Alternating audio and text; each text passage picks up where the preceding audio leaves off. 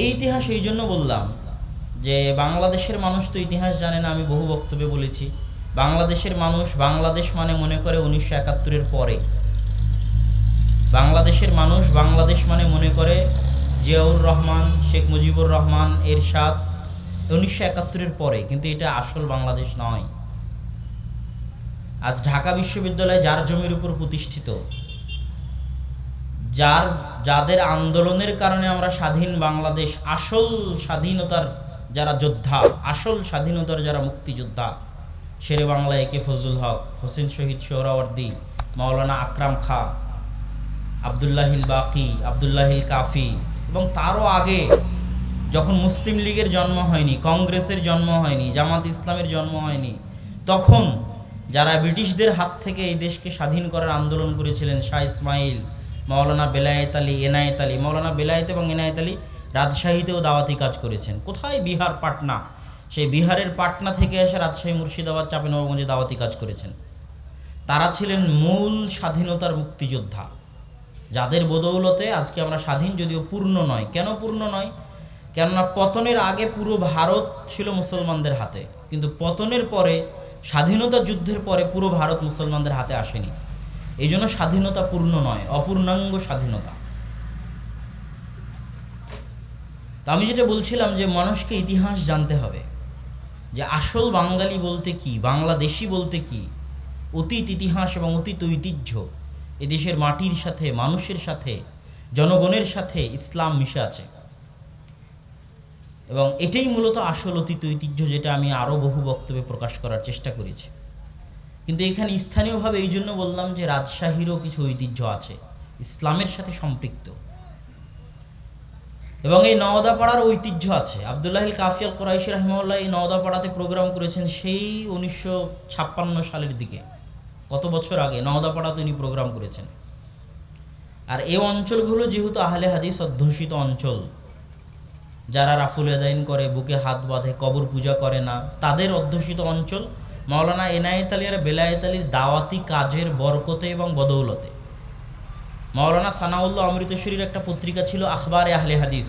উনি যখন মুর্শিদাবাদ সফরে আসলেন, সফর শেষে পত্রিকায় গিয়ে লিখছেন যে এত আহলে হাদিস একসাথে এক জেলায় আছে, ভারতে কোথাও পাইনি।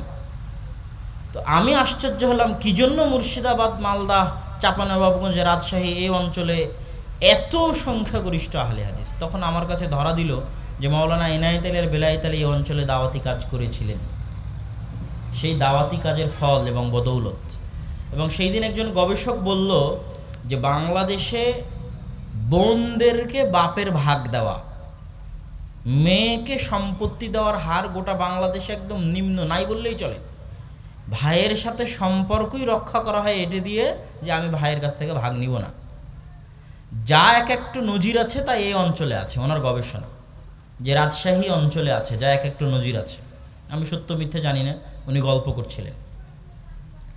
তো এই এলাকার যুবকেরা যদি 16ই ডিসেম্বরকে লক্ষ্য করে গান বাজনার আয়োজন করে, যদি অন্য কোনো অনুষ্ঠানকে লক্ষ্য করে তারা আহলে হাদিস হওয়ার পরে, মুসলিম হওয়ার পরে অশ্লীল কর্মকাণ্ডে লিপ্ত হয়, জুয়া খেলার আয়োজন করে, ক্রামবোর্ড খেলার আয়োজন করে, তো এতে আমার হৃদয়ে রক্তক্ষরণ হয়।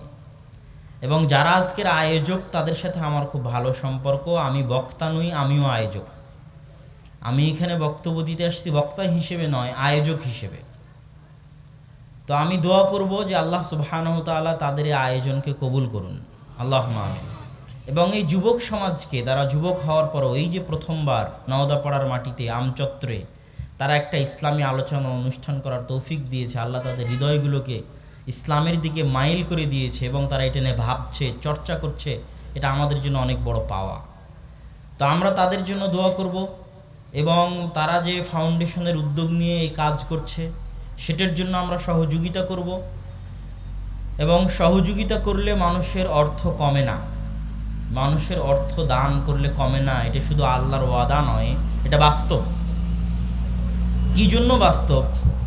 আপনার টাকা দিয়ে যে একটা মানুষের কম্বলের ব্যবস্থা হবে, ওই একটা মানুষের ভাগ্যে পৃথিবী সৃষ্টির 50,000 বছর পূর্বে কম্বল লেখা ছিল। ওই কম্বলের টাকাটা আল্লাহ সুবহানাহু ওয়া তাআলা আপনার মাধ্যম দিয়ে দিবেন। এই জন্য ওই 300 টাকার ব্যবস্থা আল্লাহ আপনার পকেটে করে দিয়েছে, ওই 500 টাকার ব্যবস্থা আল্লাহ আপনার পকেটে করে দিয়েছে। মানুষ সবসময় যে নিজের রুজি খায় তা নয়, অন্যেরও রুজি খায়। সবসময় নিজের রুজি খায় এটা নয়।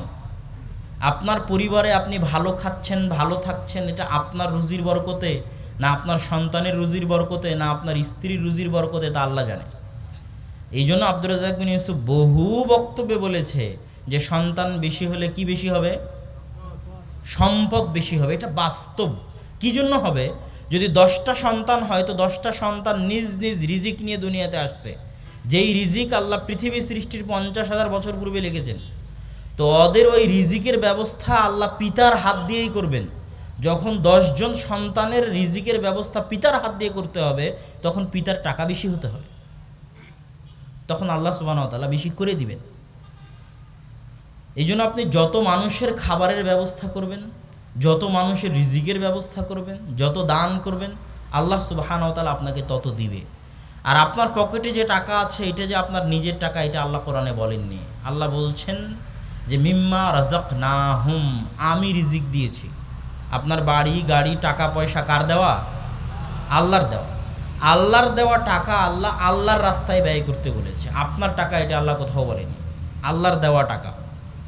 ওমা মিন দাব্বাতিন ফিল আরদি ইল্লা আলাল্লাহি রিজকুহা, আসমান জমিনে এমন কোনো প্রাণী, জীবজন্তু, জানোয়ার, মশা মাছি, পাখি, পিঁপড়া, পিপিলিকা বিচরণ করে না যাদের রিজিকের দায়িত্ব আল্লাহ সুবহানাহু ওয়া তাআলা বহন করেন না। লা তাকতুলু আওলাদাকুম খাশিয়াতা ইমলাক, অতএব তোমরা রুজির ভয়ে সন্তান হত্যা করিও না। কেননা তুমি আজ যেটা খাচ্ছ তুমি এখনও তোমার নিজের রিজিকের রুজির মালিক হতে পারোনি। নাহনু নারযুকুকুম ওয়া ইয়াহুম, আদম সন্তান তুই এখনও তোর নিজের রিজিকেরই মালিক হতে পারিসনি, সন্তানের রিজিক নিয়ে কিভাবে চিন্তা করিস?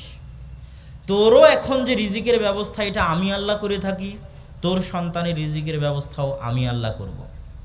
সুতরাং দান করতে কার্পণ্য করা যাবে না, সহযোগিতা করতে কার্পণ্য করা যাবে না। আমি বক্তব্য লম্বা করব না, আমি আপনাদের কাছ থেকে বিদায় নিব। বিদায় নেওয়ার আগে বলবো, এই অঞ্চলের যুবক ছেলেরা যেমন এরকম দাওয়াতি কাজে উদ্বুদ্ধ হয়েছে, বিচরণ করতেছে, আপনারা যারা উপস্থিত আছেন নিজ নিজ গ্রামে গিয়ে, এলাকায় গিয়ে স্বাধীন চিন্তাধারা নিয়ে মসজিদ ভিত্তিক, সমাজ ভিত্তিক, সমাজকে পরিবর্তন করার, সমাজকে সংস্কার করার, সমাজে বিপ্লব নিয়ে আসার জন্য দাওয়াতি কাজ শুরু করুন। দাওয়াত দিন, মসজিদমুখী করার চেষ্টা করুন মানুষকে। আল্লাহ সুবহানাহু ওয়া তাআলা আপনাদেরকে এই কাজের জন্য কবুল করুন।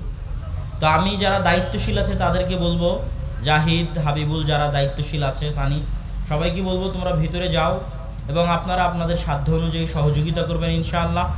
আর আমার পরেই শ্রদ্ধেয় আব্বু আপনাদের সামনে বক্তব্য দিবে, আপনারা অবশ্যই মনোযোগ দিয়ে বক্তব্য শুনবেন। আর আপনাদের মাঝে যাওয়া অবস্থায়, চলন্ত অবস্থায় দুই একটা কথা, যেটা আজকে আমার বিষয় দেওয়া ছিল, সেটা হচ্ছে শয়তানের প্ররোচনা। শয়তানের প্ররোচনা মানে হচ্ছে আল্লাহ সুবহানাহু ওয়া তাআলা পবিত্র কোরআনের শুরু থেকে শেষ পর্যন্ত পাতায় পাতায় মানুষের সবচেয়ে বড় শত্রু, সবচেয়ে জঘন্য, নিকৃষ্ট, জানিমানি, ভয়াবহ শত্রু হিসেবে আল্লাহ সুবহানাহু ওয়া তাআলা ইসরায়েল, ভারত, আমেরিকাকে পেশ করেননি, ইহুদি, হিন্দুকে পেশ করেননি। আল্লাহ সুবহানাহু ওয়া তাআলা সবচেয়ে জানিমানি, ভয়ঙ্কর শত্রু হিসেবে শয়তানকে পেশ করেছেন। কাকে পেশ করেছেন বলেন তো? শয়তানকে পেশ করেছেন। কিন্তু মানুষ শয়তানের অস্তিত্বে বিশ্বাস করে না, অথচ শয়তান বাস্তব। মানুষ তখনই আল্লাহ সুবহানাহু ওয়া তাআলার উপর ভালোভাবে বিশ্বাস স্থাপন করতে পারবে যখন মানুষ শয়তানের অস্তিত্বের উপর বিশ্বাস করতে পারবে। শয়তান সম্পর্কে আল্লাহ সুবহানাহু ওয়া তাআলা এত আয়াত কোরআনে বলেছেন আর আল্লাহর রাসূল এত হাদিস বলেছেন যেন পুরো ইসলামটাই শয়তান থেকে বাঁচানোর জন্য। আর বাস্তবে তাইও আল্লাহ যুগে যুগে নবী রাসূল পাঠিয়েছেনই শয়তান থেকে বাঁচানোর জন্য। আদম আলাইহিস সালামকে পথভ্রষ্ট করেছে শয়তান, হাবিল কাবিলকে পথভ্রষ্ট করেছে শয়তান। পৃথিবীতে যত অন্যায় অনাচার হয়, মানুষ যত গান বাজনা, অন্যায়, জেনা, ব্যভিচার, সুদ, ঘুষ যত কিছুর মধ্যে লিপ্ত থাকে, মানুষের নিজের কাছে এটা ভালো মনে হয় ঠিকই, কিন্তু আসলে এটা তার কাছে ভালো নয়, বরং শয়তান তার সামনে ভালো করে পেশ করে। জাইয়ানা, শয়তান সুন্দর করে পেশ করে। আল্লাহ সুবহানাহু ওয়া তাআলা কোরআনে শয়তানের ওয়াদা দিয়েছেন, শপথ দিয়েছেন, ওয়ালা উদিল্লান্নাহুম ওয়ালা উমান্নিয়ান্নাহুম, অবশ্যই আমি আদম সন্তানকে পথভ্রষ্ট করব।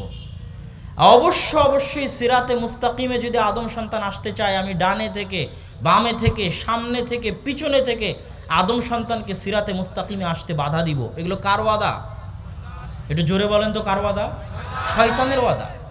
আপনি তখনই সঠিক রাস্তায় আসতে পারবেন যখন শয়তানের উপর বিশ্বাস করবেন যে আজকে আমার মনে গান শুনতে ভালো লাগতেছে, এটা শয়তান বলতেছে।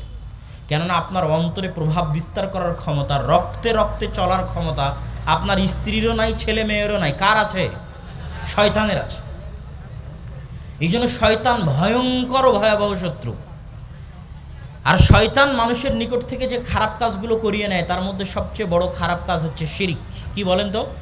শিরিক। শয়তান প্রথমে প্ররোচনা দেয় নূহ আলাইহিস সালামের সময়ে, যেই দেখো এরা ভালো মানুষ, এদের যদি তোমরা ভাস্কর্য তৈরি করো তাহলে এদের দেখে তোমাদের ইবাদতের প্রতি আগ্রহ বাড়বে। অতএব তোমরা এদের ভাস্কর্য তৈরি করো যেন তোমাদের ইবাদতের প্রতি আগ্রহ বাড়ে। এদের ইবাদত করতে হবে এটা নয়। তখন নূহ আলাইহিস সালামের সম্প্রদায়, আল্লাহ কোরআনে বলছেন, নূহ আলাইহিস সালামের সম্প্রদায়, নূহ আলাইহিস সালামের যারা ভালো কল্যাণকর মানুষ ছিল তাদের ভাস্কর্য তৈরি করে তাদেরকে দেখে ভালো কাজের প্রতি উদ্বুদ্ধ হতে লাগলো। কিন্তু সময়ের পরিক্রমায় তাদেরই পূজা শুরু হয়ে গেল। এটা হচ্ছে শয়তানের সবচেয়ে ভয়ঙ্কর এবং ভয়াবহ ষড়যন্ত্র। এই জন্য মুসলমানদেরকে হতে হবে শিরক বিরোধী। আল্লাহ সুবহানাহু তাআলার অস্তিত্ব, উলুহিয়াত হচ্ছে তাওহীদ, আর আল্লাহর অস্তিত্ব এবং উলুহিয়াতের বিরোধী হচ্ছে শিরক। এবং পৃথিবীতে আসমানের নিচে জমিনের উপরে যত ছবি, মূর্তি, ভাস্কর্য যা কিছু আছে, যাকে মানুষ সম্মান করতে চায় তা আল্লাহর উলুহিয়াতের বিরোধী, তা আল্লাহর অস্তিত্বের বিরোধী। এই জন্য আপনার বাড়িতেও যদি ছবি মূর্তি থাকে পিতার সরিয়ে ফেলতে হবে।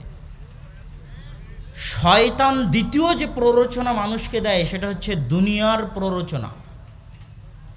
দুনিয়ামুখী, পরকাল বিমুখ,